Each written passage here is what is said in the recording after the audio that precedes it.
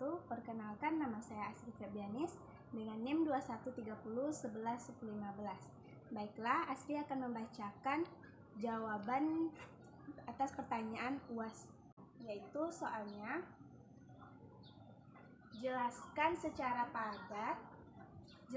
ringkas padat tujuan mata kuliah pendidikan kepramukaan dan bagaimana Anda mengatur kegiatan belajar Anda untuk mencapai tujuan mata kuliah tersebut.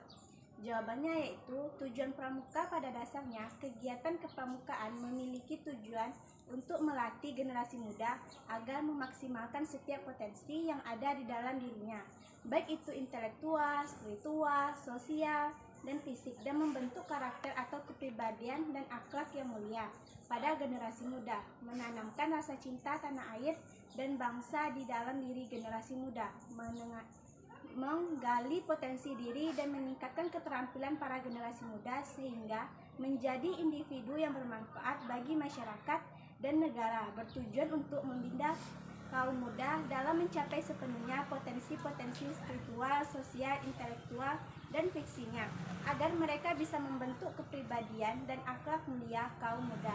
Yang kedua, jelaskan secara ringkas, padat bagaimana keterkaitan konsep dan prinsip pendidikan atau pembelajaran umum berhubungan dengan prinsip dasar metode pendidikan atau pembinaan kepramukaan.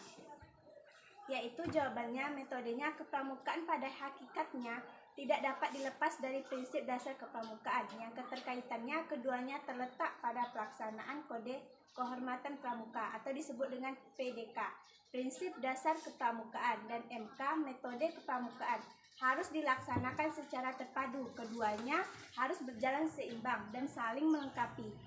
Prinsip dasar kepramukaan dan metode kepramukaan PDK atau MK merupakan bagian dari fundamental kepramukaan yang harus diketahui oleh pembina pramuka, sekaligus diimplementasikan dalam mendidik membina peserta didik sebagai generasi penerus sesuai dengan tujuan dari gerakan pramuka. Prinsip dasar kepramukaan PDK adalah asas yang mendasari kegiatan kepramukaan sebagai upaya membina watak dan membentuk karakter peserta didik. Semakin kuat penjiwaannya prinsip dasar kepramukaan dalam dianggotanya, maka semakin kuat pula jiwa kepramukaannya. Prinsip dasar dan metode kepramukaan: iman dan takwa kepada Tuhan Yang Maha Esa, peduli terhadap bangsa dan tanah air, sesama hidup dan alam, peduli terhadap dirinya pribadi, taat kepada kode kehormatan pramuka, dan pengamalan nilai dan prinsip dasar kepramukaan, melestarikan lingkungan hidup yang bersih dan sehat agar dapat menunjang dan memberikan kenyamanan dan kesejahteraan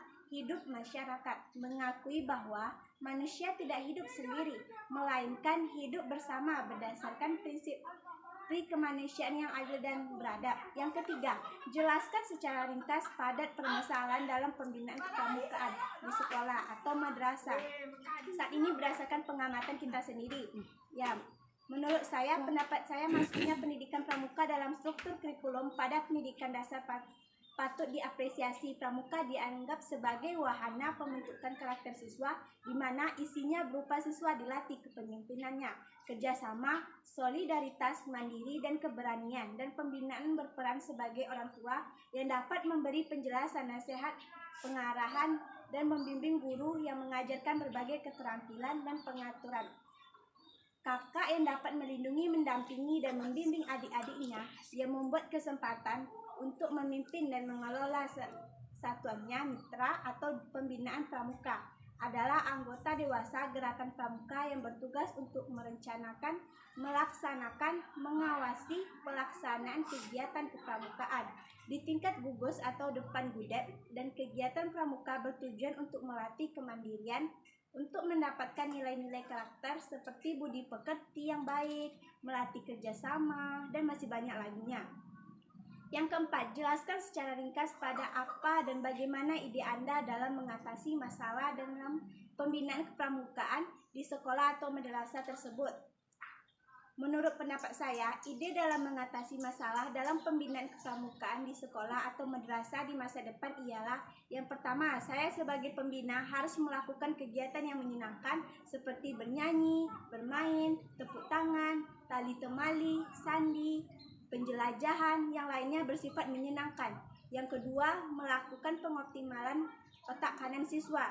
Sebagaimana kita ketahui bahwa proses pembelajaran di kelas lebih dominan pada pengembangan otak kiri dan pengembangan emosional anak kanan, di mana siswa dilatih untuk berinteraksi, berkomunikasi, kreatif, berafiliasi, dan teman-teman lainnya.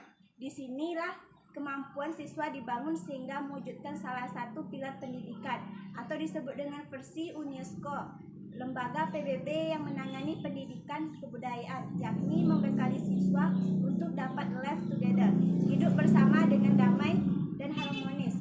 Yang ketiga yaitu pramuka melatih mental kuat. Melalui pramuka, siswa dibekali dengan sikap mental yang tangguh seperti disiplin, berani, loyal, bertanggung jawab, dan sifat-sifat lainnya yang terdapat dalam Dasar Dharma 10.